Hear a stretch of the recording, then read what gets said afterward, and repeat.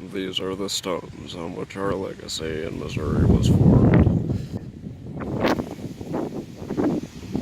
We will be speaking to some of those people, reenacting the people who were, well, these people before they became rocks.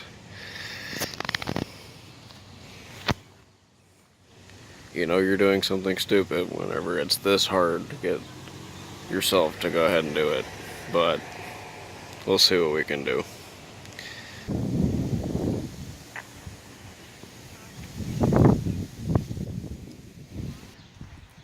One of the freaking actors sitting over here with his girlfriend chatting about modern events. That doesn't help make anything feel more legitimate. Missouri. Why do the people here feel the need to document its history? A state never considered to be relevant to any extent. We will soon find out why others hold it so irrelevant as well, though they act out its history.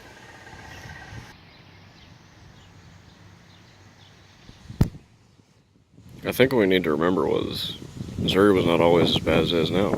You know, at one point it was just grass. This guy's really giving us some effort. Here we go. Let me tell you that my family was more important to me than anything else. Now, I married a wonderful woman I met during my college years here. Her name was Sabra, and there has been a Sabra in every generation of my family ever since, including my granddaughter Sabra, who still lives among you today. Together, my wife Sabra and I had 4 wonderful children, although one had his life taken away far too soon. I remember the worst day of my life, March 13th, 1922, when I received the call from St. Louis from my other son, Pierce. He had received word from the Army airfield. This guy's definitely got a microphone. My son, an ace combat pilot, he had survived the war. He was a test pilot. He died that day. He was gone. He was only 25 years old. Only 8 months after that, I lost my dear wife Sabra in November of 1922. I had to spend the next 12 years of my life without my eldest son or my darling wife. Thank you for letting me share that with you. Nothing I ever did meant as much to me as they did. Now, I am originally from St. Louis, born and raised, but I came to Columbia, as so many others did, on account of the University of Missouri. I was intent on going to law school after my undergraduate degree, and while I did graduate from MU Law, I never practiced law. You see, something happened to me during my college years that really flipped the switch for me. I learned of a public auction selling a few lots of land out by what is now Lowry Mall, but then was just empty fields. Now, these lots were where the Missouri bookstore would one day stand. I learned that a lot of land could be had for just a few $100s. So before the auction, I telegraphed my father to see if he would loan me the 20% down payment.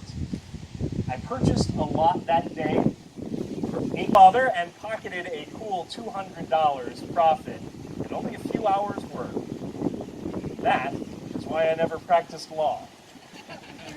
I graduated from the University of Missouri in 1896, but before my time was over there, I witnessed the burning of Academy Hall in 1892. In fact, I, among other students, were some that got into the first floor, grabbed hold of the stuffed elephant that was on display, and carried it safely out.